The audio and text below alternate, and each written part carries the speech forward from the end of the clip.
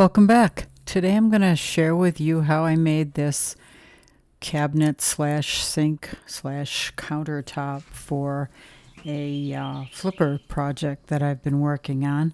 And it's all out of regular 2x4s pine, not just 2x4s, but I use some tongue and groove and just some 3/4 inch plywood. Not plywood, I'm sorry, I use 3/4 inch wood and just like boards you'd buy at Lowe's or Home Depot. Anyway, you can see what I'm doing here, just measuring the height. It's about 6.5 feet tall, I'm guessing. It's about 48 inches wide, maybe a little bit wider than that.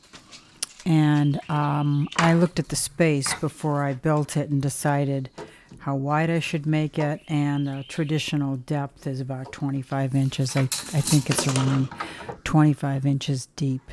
And I'm just going to show you what I did. In the end, I stained it with an early American stain, Minwax makes it. And I think it looks interesting. Certainly fits the space. So stay tuned and you'll see how I did it.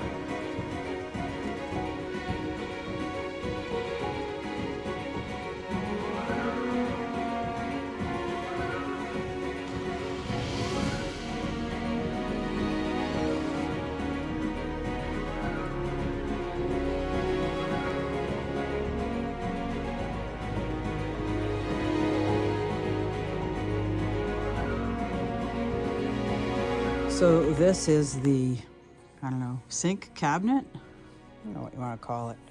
But it's basically 2x4s. I'm going to stain with an early American stain. I put tongue and groove on top here. And it's beadboard, but the beadboard is flipped. I don't really like seeing the beadboard. But you'll see a few of the grooves from the tongue and groove here.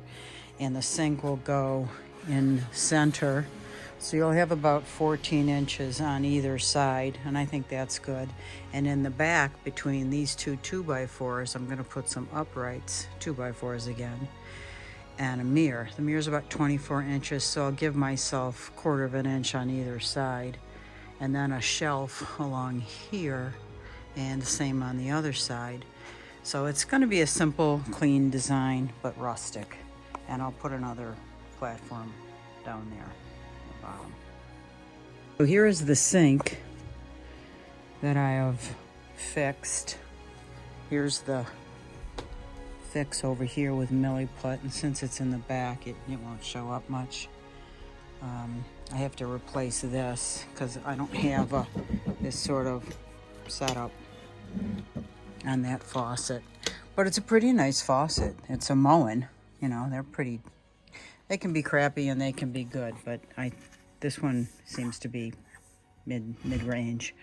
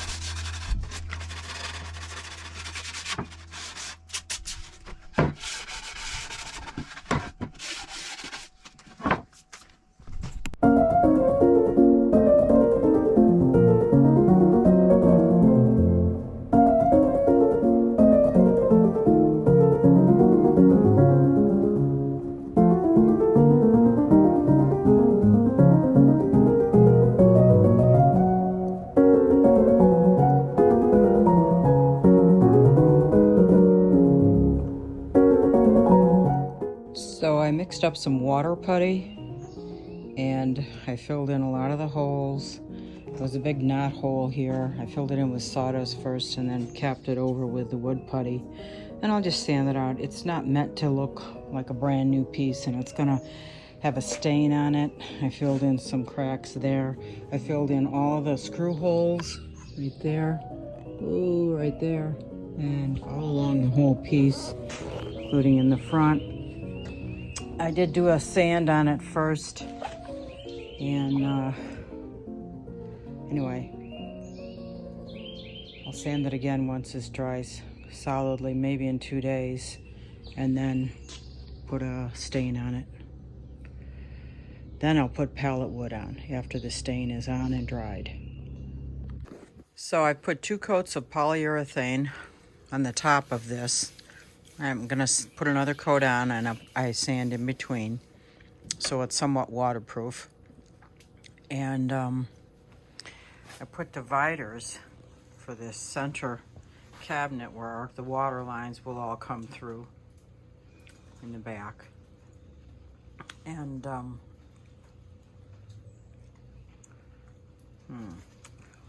think I have to attach that better, or not. Anyway, this door will go on the front.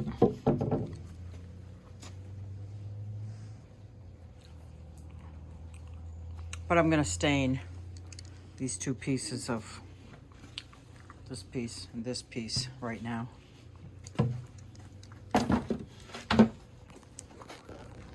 And it's got a single coat of urethane on it, but 3 coats of urethane on the top. Okay, this is the final coat. I'm using polyurethane, so it goes on clear, and using this chip brush. So I gotta be careful not to lose hairs. And it looks like I have a leak, that water dripping. I also go over it once I see the bubbles. They sometimes dissipate.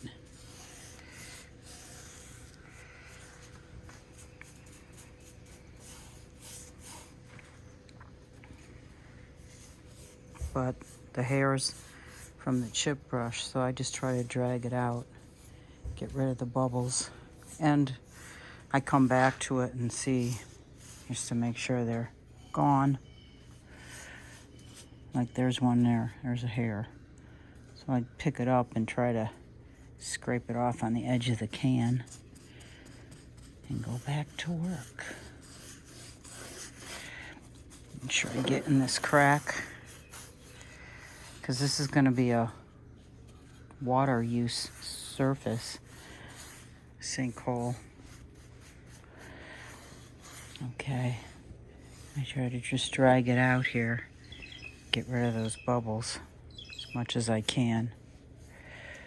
And then I'm gonna have to move this thing away from the wall here because I think I got a leak up there. So it is finished, just drying.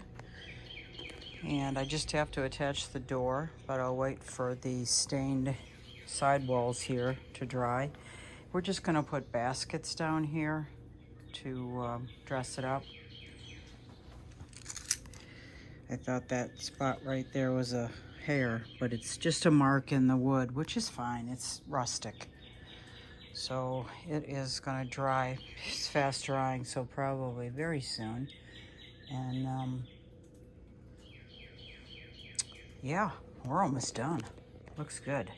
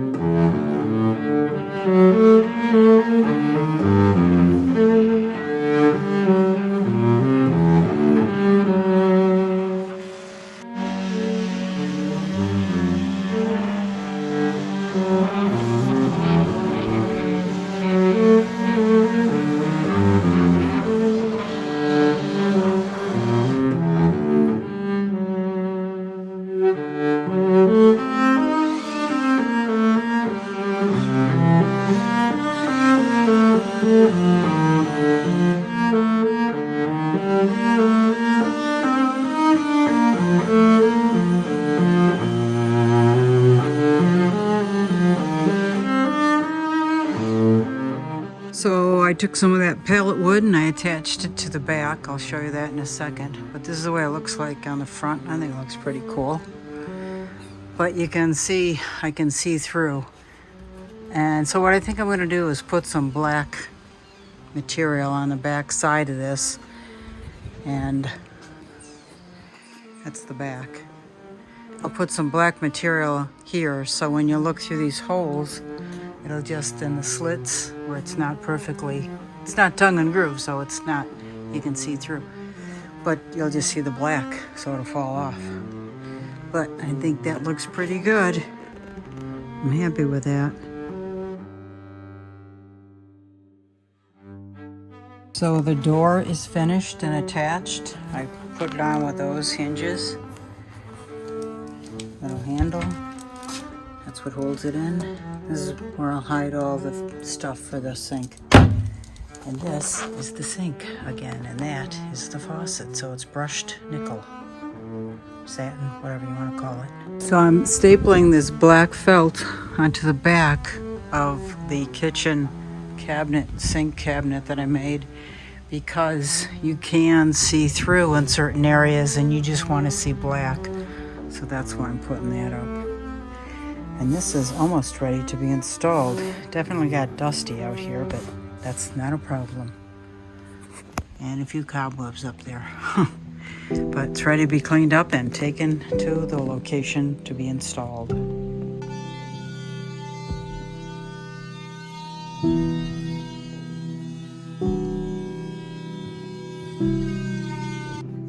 Okay, it is done.